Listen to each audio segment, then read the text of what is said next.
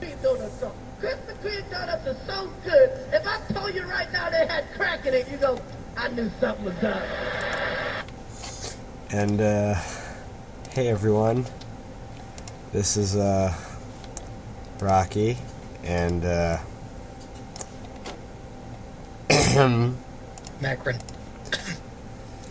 Your cough doesn't, yeah, and I'm a lazy motherfucker, I'll say that right now, and we're gonna do Chapter 3 now, because Connor isn't coughing up a lung. Not yet. Just give it time, and, I'm not, trying to fuck around on my iPad, so, without further ado, hopefully my accent's better this time. This is Chapter 3 of Social Standards. Well, at least she was nice. Soarin had slipped Rainbow and me both tickets to the Winter Solstice performance later that night as he winked at us, sending shivers down my spine. Rainbow Dash had been nervously chattering away with him until he finally told her that she'd be seeing her at the solstice and took off. I scoffed. What a show-off! He'd flown off with the pie tin still on his head as if he hadn't just been complaining about it. I stashed the tickets away anyways. No matter how I felt, I knew Applejack would still force me to go with Rainbow Dash. I just hoped it wouldn't end too badly. By this point, Rainbow had calmed down enough to turn me around and grin widely. Oh, you're there. And Braeburn. Wow, that was bad. Hey, Rainbow Dash, I muttered. I wasn't too sure how precisely I was meant to go about this. I didn't even know her all that well. How was the train ride? She seemed surprisingly calm, as if she had been nervous earlier. All four hooves were planted on the ground, her wings neatly tucked in. Nice enough, colder here than I figured. Rainbow nodded enthusiastically. Yeah, I remember Appaloosa was always really, She stopped for a moment, pondering. different? She flashed a smile.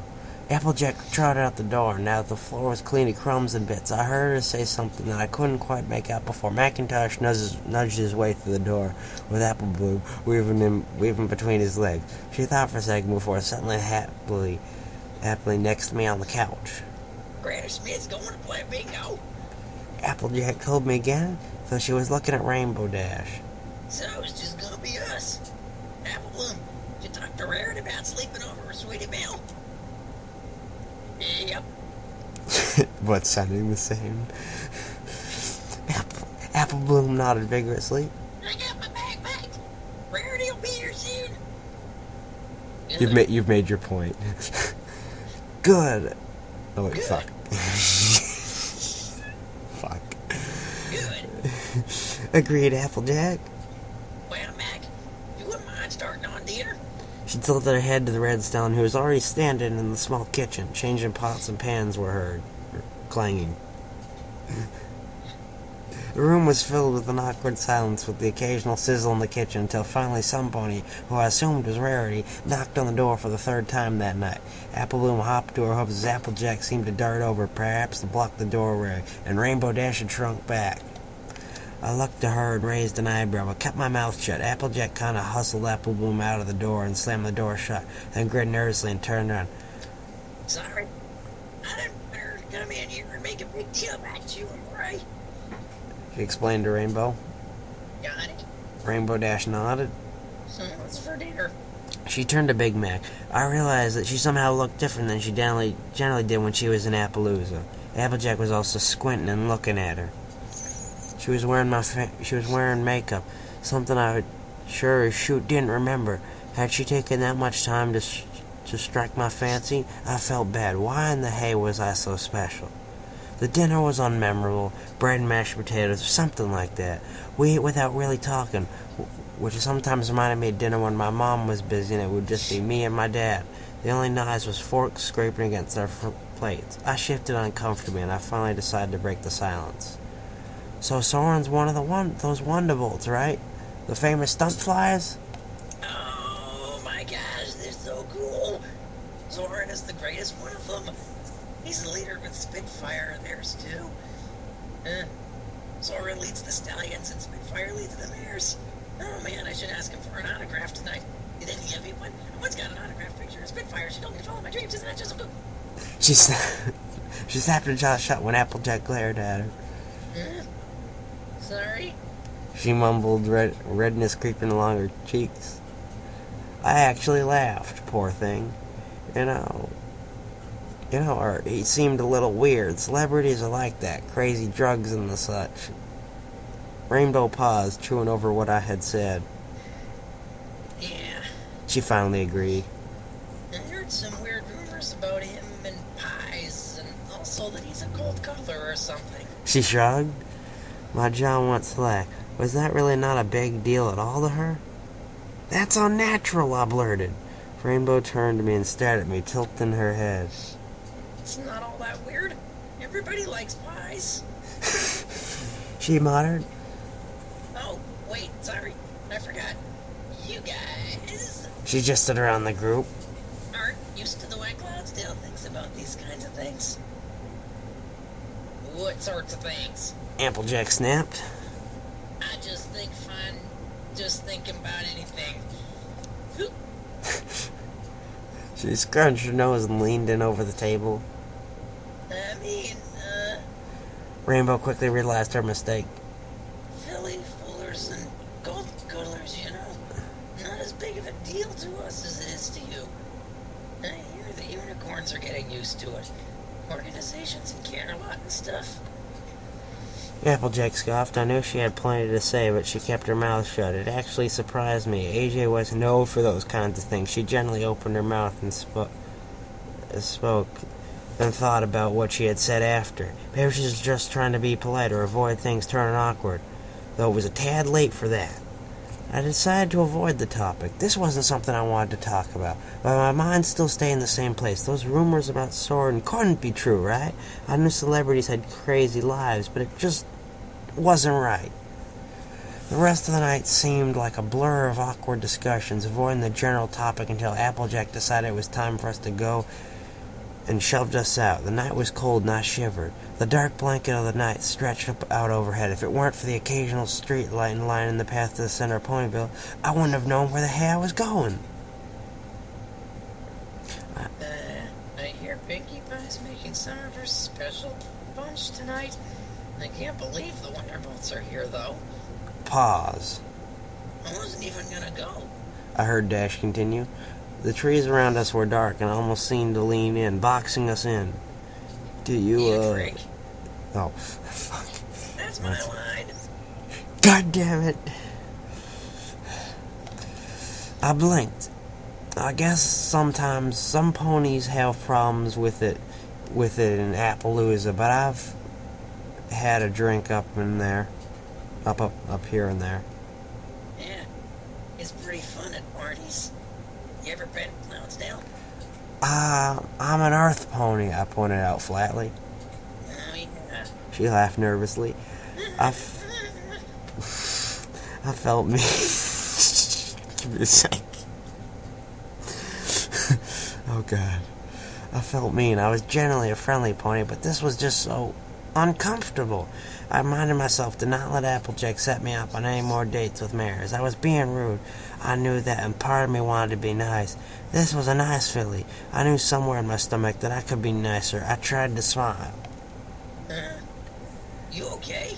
Her maroon eyes were trained on me. Why wouldn't I be? Because you look like you're in pain. I sighed heavily and we turned on the main street. Get it? Ponyville's main road. Pastel-colored ponies flooded in front of me. All of them were talking or eating or dancing in an area I guessed was a dance floor, all lined up outdoors on the street. Few Pegasus hovered through the air, but the groups of ponies soaring overhead caught my eye. They left behind smoky cloud trails that lingered for several minutes as they gradually dissipated with the cloud cover. In the sky there sat the faded remains of what was probably a show. The Wonderbolts was burned across the night in a smoggy mess, being dragged in one direction with the wind. Rainbow Dash tipped her head to the sky, and I heard her breathing loudly. She murmured. They're so talented. She turned around and grinned. I frowned. Yeah, I mumbled, shifting on my hooves. Well, come on then. she said, trotting toward a table with a neon tablecloth draping over it, a massive punch bowl with labels sitting inside of it, and the plates with various foods sitting atop it. The punch was a radioactive reddish-pink color. It was actually kind of scary. I'm getting a stalker reference here. It seemed like a small amount for such a large crowd, though. Rainbow spooned a generous amount into a cup, and she held it in one hoof and moaned quietly when she gulped it down. Blow out soon, fellow stalker. Great stuff, though. Where is Strillock? She mumbled. Thank you. I only makes it like twice a year. I guess there's some crazy ingredients or something. She gets them from Strellock. I'm gonna put his voice in there. The only hard thing I really had to drink up until this point was cider. I saw the Pegasus mare looking my way. Go on then. She encouraged. Have a sip. She thrust the cup in my direction. I shrugged. I took the cheap plastic thing in my hoof and tipped my head back. Bottoms up. Almost immediately I felt myself shift. Holy! The whole world swam for a moment, and I had to plant my hooves on the ground. What's in that? I suppose I knew why there was so little. 1-2 cups or so of that stuff could kill some pony. I don't know, but it's no more evil than, say, fire. Try to get a better understanding of things before you pass judgment. Dash took the cup back and stared into it for a moment. That's pretty intense, huh? I didn't even answer. I felt looser somehow, like I had all my joints oiled. A healthy buzz rang through my mind. Rainbow Dash seemed unfazed and kept idly sipping the punch. You want to dance? I grinned at her and snatched the cup, taking another swig of the stuff. Wow, what could have possibly been put in this? Besides cocaine. I do cocaine. Shut up, Soarin. Rainbow looked up, stared at me. She was wide-eyed. Huh? She relaxed again. Well? No, it's your line. We swapped lines. That's yours. You want to dance? She seemed alarmed. Her ears pricked up and eyes big as dinner plates. The Pegasus relaxed after a second. I mean, sure. That was me, but whatever. Fuck it. Oh. God. We can always say Braeburn is kind of stoned, so they sound the same. Yeah. Logic win. The night was a blur of dancing and punch as I dragged her out onto the dance floor. Boy, howdy she could dance once she got started. The alcohol made her uninhibited and brought down any walls she had up. Rainbow Dash was a party animal, and a wild one at that. She'd flutter up a bit and then come back down hard on her back hooves, sending a small ribbon through the crowd. Sometimes she'd flit about, sometimes she'd be moving in time to the music. As the night wore on, we both entirely forgot about Soarin, and she grew closer to me. She pushed up against me and would occasionally let out a little groan or a grunt or some other noise. The air had gotten warmer at some point, and I found myself up against the trees. Wait, hold on. Give me 1 second. Actually, can't see my fanfic for a sec. Something got in the way. Something got in the way? Something in the way. This is why. When it's, decides to start playing.